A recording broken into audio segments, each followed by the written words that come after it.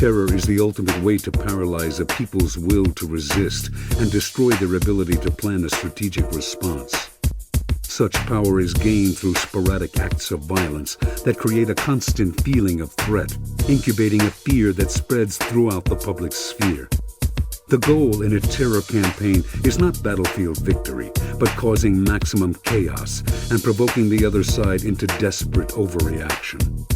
Melting invisibly into the population, tailoring their actions for the mass media, the strategists of terror create the illusion that they are everywhere, and therefore that they are far more powerful than they really are.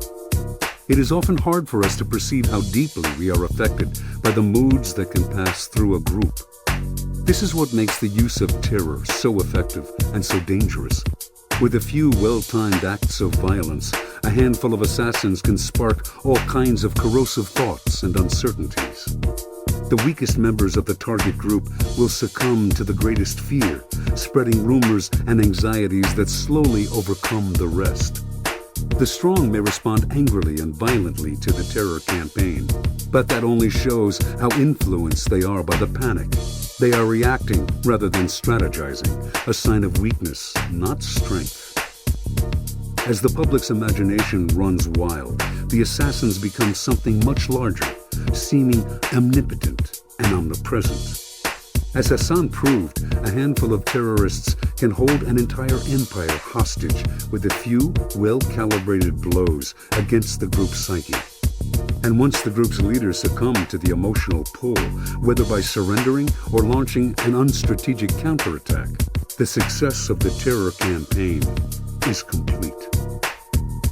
Terror as a strategy can be employed by large armies and indeed whole states.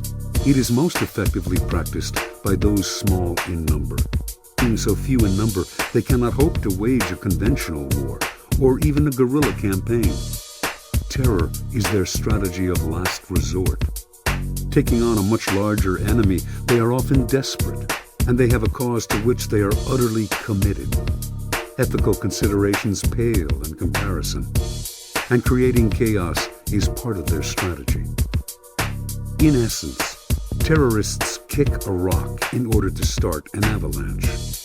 If no landslide follows, little is lost, except perhaps their own lives, which they are willing to sacrifice in their devotion to their cause. If mayhem and chaos ensue, though, they have great power to influence events. Terrorists are often reacting against an extremely static situation in which change by any route is blocked. In their desperation, they can often break up the status quo. Whether commercial, political, or cultural, a powerful attack at a single point can have a chain reactive effect that terrorists of earlier years could never have imagined. A system of interconnected markets that thrives on open borders and networks is intensely vulnerable to this intense ripple effect.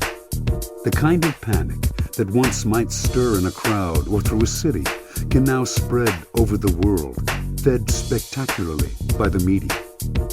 Terrorists quite often have a large goal, but they know that the chances of reaching it in one blow are fairly negligible. They just do what they can to start off their chain reaction. Their enemy is the status quo, and their success can be measured by the impact of their actions as it plays out over the years.